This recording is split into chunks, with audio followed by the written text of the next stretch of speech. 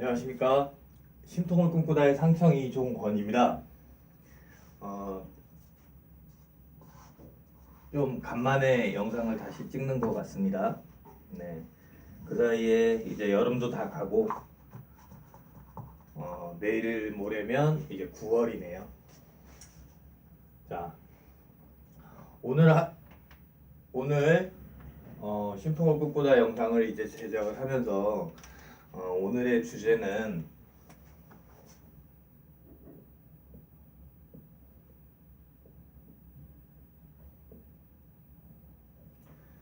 보이시는지 모르겠는데 의식주 중에서 식과 주, 옷 입는 거는 뭐 각자 그냥 개인이 알아서 하시는데, 이제 신통에서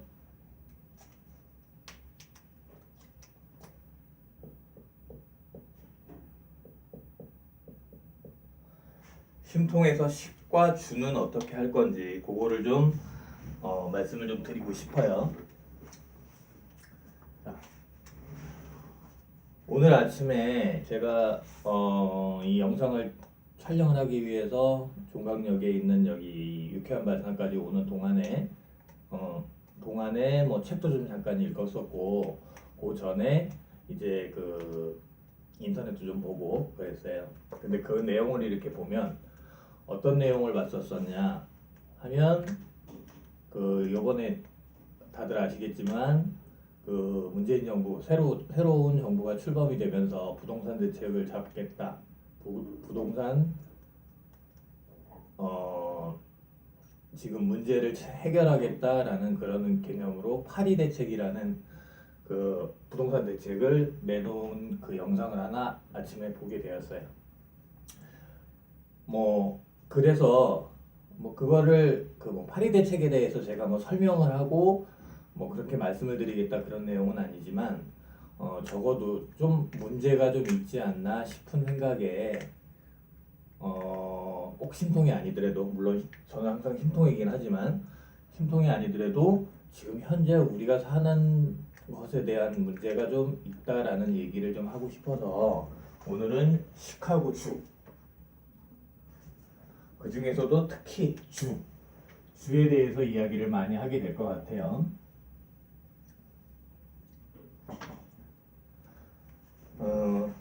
여러분들은 지금 각자 사시는 동네가 다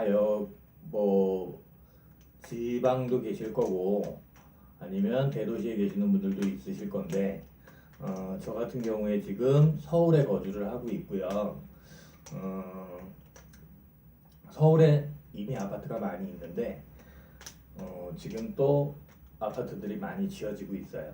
특히 지금 양주 쪽이라든가 저희가 이제 장인어른이 병원이 그쪽이다 보니까 양주 쪽에 좀 가본 적이 요즘에 많은데, 가보면 새로운 단지들이 굉장히 많이 들어서더라라는 얘기입니다. 그만큼 공급이 많이 늘어나면 없는 사람이 살기는 좋아질 거라고도 생각을 할 수 있지만, 솔직히 걱정이 되는 부분이 많아요.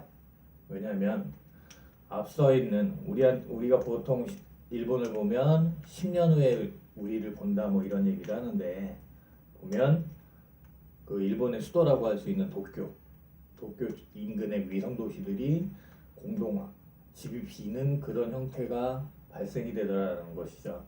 그래서 걱정이 많이 되고, 사실상 지금 제가 살고 있는 집도 좀 걱정이 돼요. 왜 걱정이 되느냐?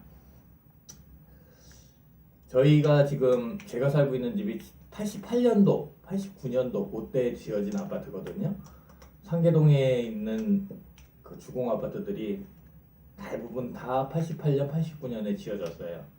그러다 보니 지금 아파트가 30년이 된 아파트거든요. 30년이 다 돼가는 아파트에, 사실상 제가 그 집에 살 때도 저도 대출을 받아서 샀기 때문에 20년짜리 대출을 받았어요. 그러다 보니 아파트는 노후될 것이고, 그 아파트에 저희가 계속 살아야 된다 그런 것도 좀 문제가 있기는 있어요. 그런데 그런 상황에서 신규 물량들도 굉장히 늘어나고 또 파리 대책 같은 경우에 제가 아침에 동영상을 보고 왔는데 그 영상 자체에도 보면 앞으로 주택 가격은 하락이 될 것이다라는 것이 뭐 대책으로 인한 그러니까 효과라고 해야 되겠죠. 그렇다라는 이야기를 뭐 그 강의하시는 분이 말씀을 하시더라는 얘기입니다. 사실상 지금 집을 한 채를 가지고 있는 사람, 저 같은 경우처럼 자기가 주거를 목적으로 한 채를 소유하고 있는 사람은 집값이 오르던 내리던 그닥 이득을 본다라는 개념은 없어요. 사실상 집값이 오르기만 하면 물론 많은 차이는 아니겠지만 세금이라는 것도 늘어나게 될 것이고 집을 한 채 가지고 있는 사람한테는 집값이 오르건 내리건 그닥 영향을 주지는 않는다라는 얘기인 거죠. 그렇지만 아시다시피 아까도 말씀드렸듯이 집이 한 채밖에 없는데 그 한 채가 자꾸 나이를 먹어간다라는 얘기죠. 언젠가는 재개발을 해야 될 것이고 그 재개발을 할 때 제가 재개발을 원하는 것도 아니지만 사실상 집이 재개발될 때 요즘 같은 경우는 그래요. 예전에는 재개발이 되면 돈을 벌었다라고 얘기를 하는데 요즘에는 재개발을 하게 되면 돈을 더 얹어둬야 된다라는 그런 개념이 있어요. 그러다 보니 저희가 지금 살고 있는 아파트도 몇 년 있으면 그러니까 한 10몇 년 지나고 나면 재개발이라는 걸 하게 될 것이고 그거에 대해서 뭐 부과가 되는 여러 가지 뭐 고충들이 아마도 있지 않을까 그런 생각이 들어요. 그래서 심통에서의 주에 대해서 설명을 좀 드리려고 심통에서의 식은 뭐 간단해요. 각 가정에서 본인들이 밥을 안 해 먹고 살게 만들어 드릴 거예요. 왜냐하면 그 안에 사실상 저희가 이제 그 심통으로 해서 내려가게 되면 엄마하고 아빠하고 지금 현재 서울에서 아빠 혼자 버는 그 월급을 엄마하고 아빠하고 두 분이 다 같이 일을 해야 될 경우를 저희는 감안을 하고 구상을 했기 때문에 심통에 내려가시게 되면 저희 같은 경우도 저랑 저희 아이 엄마 즉 규현이 엄마가 일을 해야 되는 그런 케이스가 될 거예요. 그러다 보니 사실상 집안에서 밥 해 먹이고 그러니까 보통 그 어머님들이 하시는 워킹맘들이 하시는 그런 불편을 조금이라도 줄여드리기 위해서 공동식당이라는 걸 운영을 할 생각이에요. 1000가구에서 3000명이라는 인구 식구들이 네 곳으로 네 곳에 있는 그 지하에 있을 건데 공동식당에서 이제 삼시세끼 식사를 아마 해결하게 될 것이고 매번 공동식당에서 밥 먹는 게 뭐 그렇게 좋지는 않을 거라서 2층에 있는 상가에는 뭐 우리 사장님들이 하시게 될 그 소규모 식당들이 아마 자리를 하게 될 거라는 것입니다. 그러다 보면 먹는 문제는 그 안에서 다 해결이 될 거예요. 그러면서 그 공동식당에서 우리의 일자리도 만들어낼 것이고 뭐 그런 방법을 생각을 했었어요. 자, 오늘은 주라고 말씀드렸어요. 주택이죠. 보통은 기존에는 제 얘기로 할게요. 서울의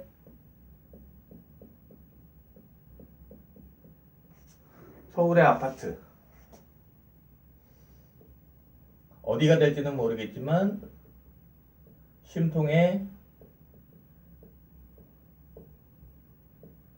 마이홈 이 두 개를 가지고 오늘은 비교를 하는 영상을 좀 잡아드리려고 합니다.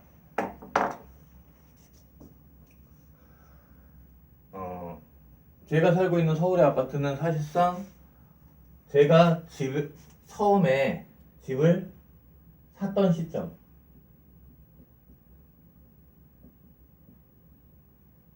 집을 샀을 때와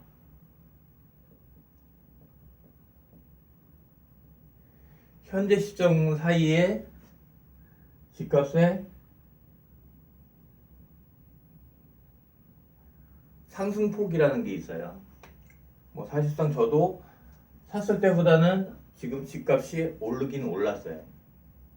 근데 그게 아까도 처음에 말씀드렸다시피 내가 거주의 목적일 때는 어차피 내가 살고 있는 한 집이 필요하기 때문에 그 집이 오르던 내리던 그닥 뭐 제 생활에는 영향을 안 주는 거예요.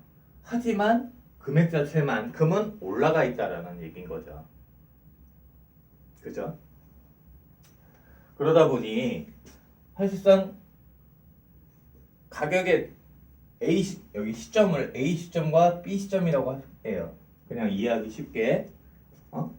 A 시점과 B 시점 사이에 가격 변동이 있기 때문에 이득을 팔았을 때 파는 순간 뭐 이득을 봤다 뭐 아니면 손해를 봤다 뭐 그러겠지만 사실상 보통은 이득을 볼 거란 말이죠. 그런데 올랐다. 그러면 오른 가격에 누군가한테는 팔아야 된다는 얘기입니다. 즉 내가 판매를 하고 그러니까 매매를 하려면 누군가는 구매를 해야 된다라는 얘기인 거죠. 그러면 그 구매하신 분도 마찬가지로 언젠간 매매를 하시게 될 텐데 그 매매할 때 자기도 조금 더 올려서 받고 싶겠죠. 이 아파트가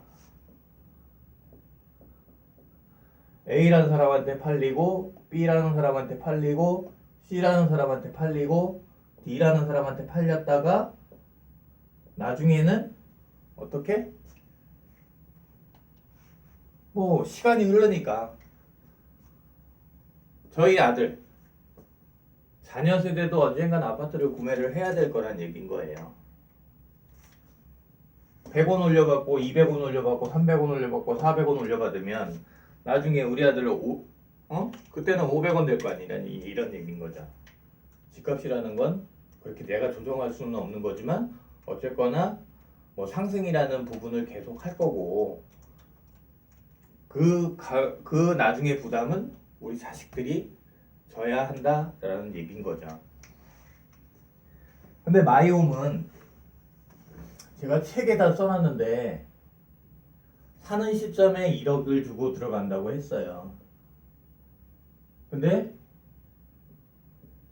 내가 팔아야 된다. 나 은퇴하겠다. 그러면 그 마이홈을 심통재단에 뭐 가칭이지만 심통재단에다 1억을 받고 내준다라는 얘기입니다. 그러고 나서 자 내가 가지고 있던 그러니까 내 소유였던 마이홈을 내가 처음에 줄 때 1억을 주고서 들어갔단 말이에요. 나올 때 1억만 받고 나와요.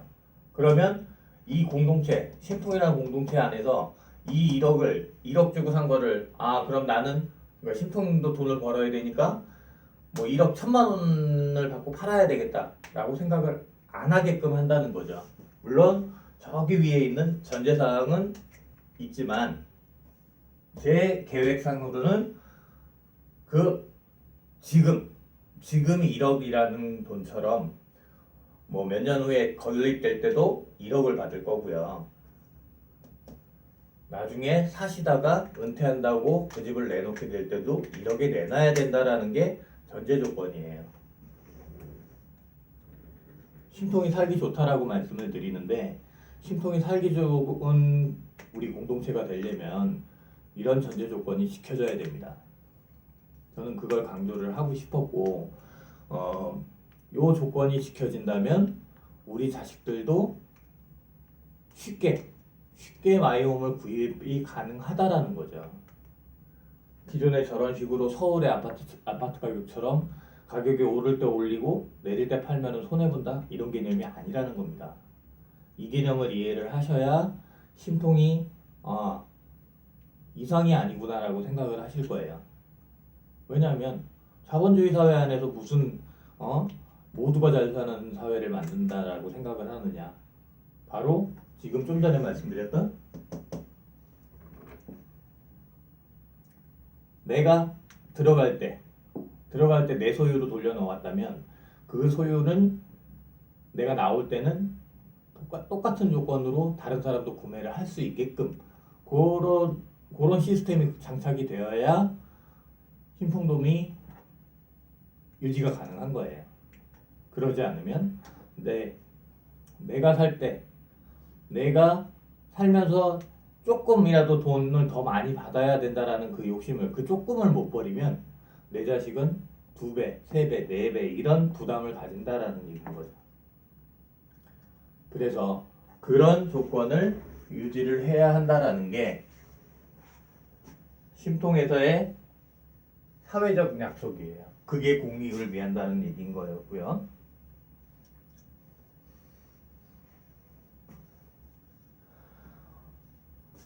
지금 좀 뭐라고 그럴까요?